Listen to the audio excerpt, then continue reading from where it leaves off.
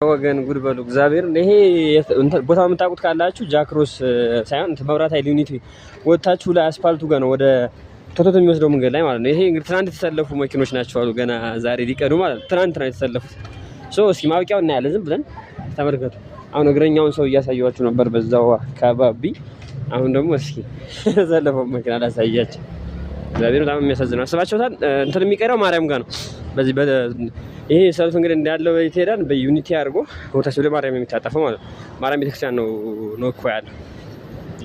እንግዲህ 2 ቀን ተሰልፎ እንግዲህ ዛሬም ላይ ደርሳቸው ይችላል። በጣም ሩቅ ነው።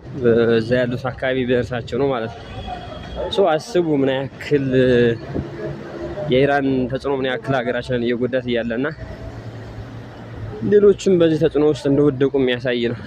ይሄ ጦርነት እንግዲህ ያልተሳተፈበት አገር የለም ማለት ነው። በቀጥታ ጦርነት ባይሳተፍም እንደዚህ አይነት ነገሮች መድረሱ ያው አይቀሬ ነው። ተመልከቱ። በቃ ከላይ ከጃክሮስ ከዩኒቲ እንደወጣችሁ ያለችውን አስፋልት ኮንዶሚኒየም እንደወጣችሁ ታስገባ ወደ ማርያም መታጠፊያ መንገድ ያለች ከዛ ጀምሮ አሁን እንግዲህ ወደ ቶቶት አካባቢ ልደርስ ነው። አስቡት። እስከ ቶቶት አልፎ ይመስለኛል ቀጥ ብዬ ሳይሆን ምናምን ከቶቶቱም አልፎ የተሰለፈ ይመስለኛል መኪናው።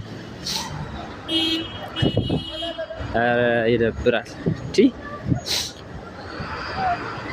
ያው በቅርብ እንግዲህ እግራችንን አጠናክረን መሄድ እንዳለብን ነው ይሄ ምልክቱ።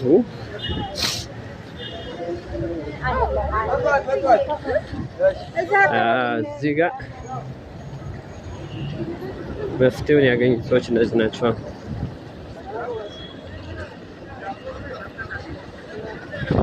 ኢራን አሜሪካ ላይ ሆነ ለተነካክታ ጉድ ያደረገች እውነት ታይበሏት አሜሪካ ነደው እስኪ ጉድ ነው። ያው ምርጫ እግረኛው ብዛቱ እንግዲህ አስቡ እግዚአብሔርን። በዚህ ልክ ሰው መንቀሳቀስ ማለት ዛሬ ላይ ነገ ከነገ ወዲያ ይሄ ጦርነት ከቀጠለ ወራትን የሚያስቆጥር ከሆነ ምናልባት ደግሞ መኪና መንገድ ላይ ልናይ የማንችልበት ሲቹዌሽን ውስጥ ሊፈጠር ይችል ይሆናል ማለት ነው።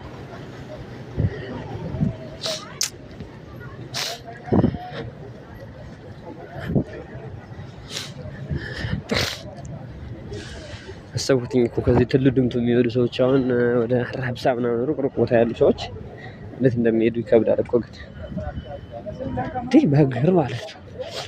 2 ሰዓት ደረሰን አሁን ከትልድምቱ መገናኛ ከባድ ነው። ወገን እንዴ ማርያምን እንዴ ሁሉ መኪና ተሰልፎማ ከባድ ውስጥ እንዳለን ይናገራል። በቃ አያልቅም። በቃ